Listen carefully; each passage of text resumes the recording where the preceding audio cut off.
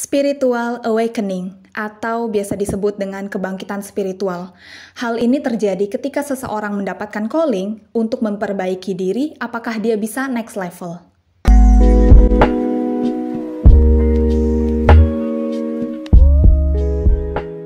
Hey guys, welcome back to my channel. Dan di video kali ini aku balik lagi di hashtag sharing is caring. Dan topik kali ini sangat menarik. Sebenarnya aku tuh nggak pernah membahas hal-hal spiritual di channel YouTube aku, yes, karena aku lebih sering membahas tentang ya cerita-cerita kehidupan orang, pengalaman pribadi aku atau pengalaman pribadi followers, subscriber. Dan topik kali ini cukup menarik karena aku akan membahas tentang spiritual awakening. Mungkin beberapa dari teman-teman nggak tahu ya apa sih spiritual awakening. Aduh, aku baru denger ini apa sih? Tolong jelasin. Oke. Jadi sebenarnya spiritual awakening ini ketika kamu mengalami kebangkitan spiritual, lebih ke pembersihan diri sih. Jadi kamu mengalami pembersihan diri, kamu lewatin semua trauma-trauma yang ada di dalam hidup kamu lewatin nangis-nangisnya, susah-susahnya, menderita banget rasanya. Karena ketika kamu mengalami itu proses kamu menuju ke next level. Jadi maksudnya diri kamu tuh jadi best version of yourself. Jadi aku mengalami spiritual awakening tahun ini, 2022. Ya, tahun ini berasa banget kayak kayak kehilangan seseorang, kehilangan ini, itu, kayak apa yang aku punya kok jadi gak ada gitu. Sebenarnya tuh kita udah mengalami spiritual awakening pada saat pandemi loh guys. Tahun 2020 awal dimana kita semua itu mengalami spiritual awakening jutaan orang. Contohnya kayak apa? Kita kehilangan pasangan, kehilangan keluarga, kehilangan pekerjaan. Gak cuma orang Indonesia aja, tapi seluruh dunia mengalami global pandemi kan. Kita kena virus corona, kehilangan keluarga, meninggal karena sakit COVID. Itu yang dinamakan spiritual awakening.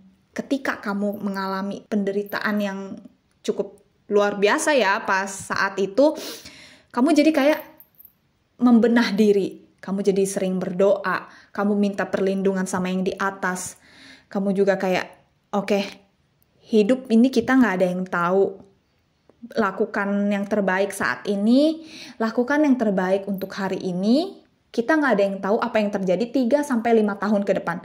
Jangankan 3-5 tahun ke depan, besok aja kita nggak ada yang tahu apa yang terjadi. Prosesnya kamu mulai membenah diri, membersihkan hati kamu, memperbaiki diri, itu akan menjadi nilai plus untuk kamu, sampai akhirnya kamu jadi next level, jadi best version of yourself. Paham ya sampai sini? Proses tahap spiritual awakening yang di awal ini, aku tuh ada tahapan spiritual awakeningnya guys. Jadi yang pertama itu masih yang biasa, dan yang tahun ini bener-bener kayak nangis banjir bawang banget sih. Jadi yang pertama itu tahun 2020, benar pandemi, aku harus kuliah online, aku kehilangan teman-teman aku nggak sekelas sama teman-teman aku. Kayak kita semua harus serba sendiri, belum lagi ternyata ketemu sama temen toksik.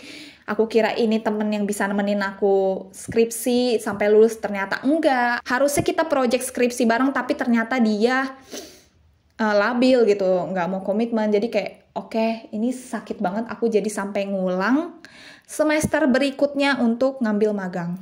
Jadi aku ngambil 2 guys, di semester 8 magang sama skripsi. Gara-gara orang itu, ya udah. Aku belajar untuk bersyukur. Apapun yang terjadi, ini ada pembelajarannya. Aku ambil hikmahnya. Kalau misalkan aku nggak ngalamin yang kemarin, aku nggak mungkin ada di titik sekarang gitu.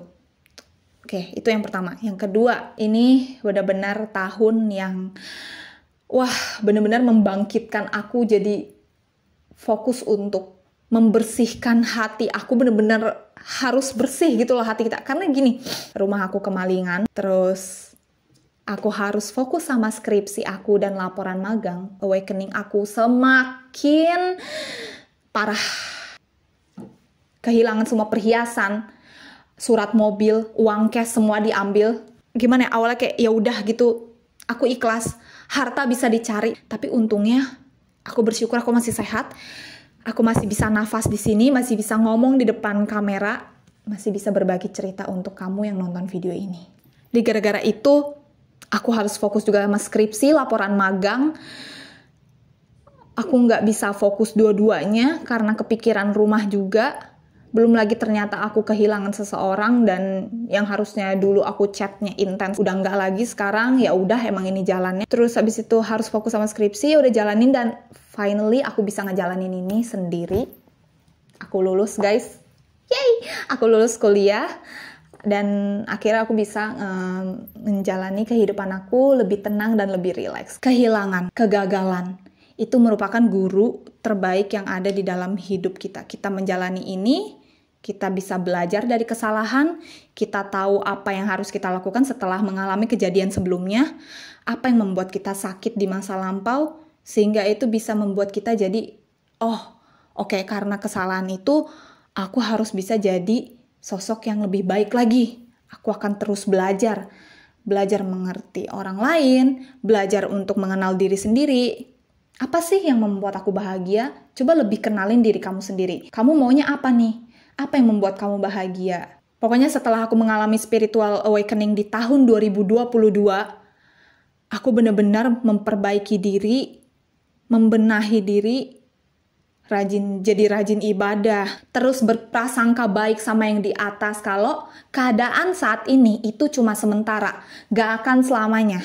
Jadi buat kamu yang nonton video ini, kalau merasa hidup kamu ngestak, kok gini-gini aja, kayaknya gak adil hidup aku, no. Ini proses yang harus kamu lewati. Kamu harus tahu, akan ada hal indah yang menunggu kamu. Teruslah berprasangka baik sama yang di atas, udah ikhlas nih. Please, percaya sama aku, akan ada sesuatu yang lebih keren, lebih indah nungguin kamu di depan sana. Aku habisin dulu, aku kuras semua energi aku, healing ya bisa dibilang. Jadi aku healing dulu, aku puasin nangisnya, aku keluarin semua unek-unek aku.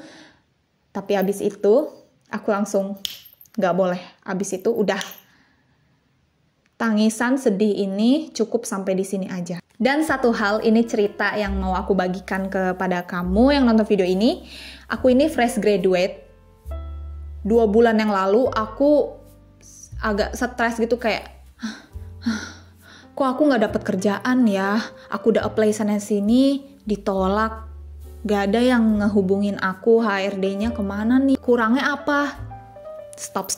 Jangan pernah mikir kayak gitu. Memang, divine timingnya aja sebenarnya guys. Divine timing, waktu terbaik, waktu yang diberikan oleh semesta untuk kita. Karena timing orang tuh beda-beda ya. Ada yang suksesnya mungkin 3 tahun ke depan. Kamu jangan merasa insecure kalau kok teman-teman udah pada sukses, aku belum, gak ada kerjaan, aku kok nganggur. Enggak, pantaskan diri, memperbaiki hati kamu, maafkan masa lalu, maafkan diri kamu sendiri, maafkan orang-orang yang udah nyakitin kamu, buang dulu semua dendamnya, biar doa kamu untuk mendapatkan pekerjaan misalkan, itu dikabulkan. Kayak contoh, ini pengalaman pribadi aku, kenapa aku bisa ngomong kayak gini, karena berdasarkan pengalaman pribadi aku.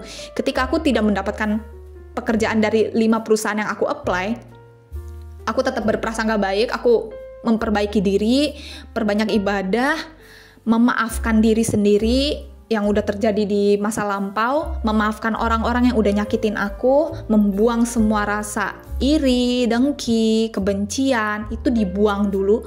Gak lama kemudian, semesta langsung mengabulkan doa aku. Emang kuasa Tuhan itu gak ada yang tahu ya, kalau Tuhan udah turun tangan, jangan diremehin. Pokoknya tiba-tiba minggu depannya aku diundang di acara RTV, dan kayak seolah-olah pintu rejeki, pintu opportunity tuh langsung kebuka lebar untuk aku. Tiba-tiba ada yang nawarin aku bisnis, ada yang nawarin aku untuk kerjain project ini, ada yang nawarin aku dance, ada yang nawarin aku ini itu. Jadi ketika hati kamu udah ikhlas, hati kamu udah lepas, kamu percaya Tuhan akan kasih yang terbaik, itu kayak pintu rejeki kebuka nih, 1, 2, 3, 4, 5. Tinggal kamu tunjuk mau yang mana. Jangan ngestak di sini-sini aja, karena ada namanya tuh multiple destiny ya. Jadi takdir kita tuh bisa berbeda-beda guys. Kayak contohnya misalkan aku pengen kerja di media, aku pengen jadi presenter, tapi ternyata aku ditakdirkan untuk menjadi influencer.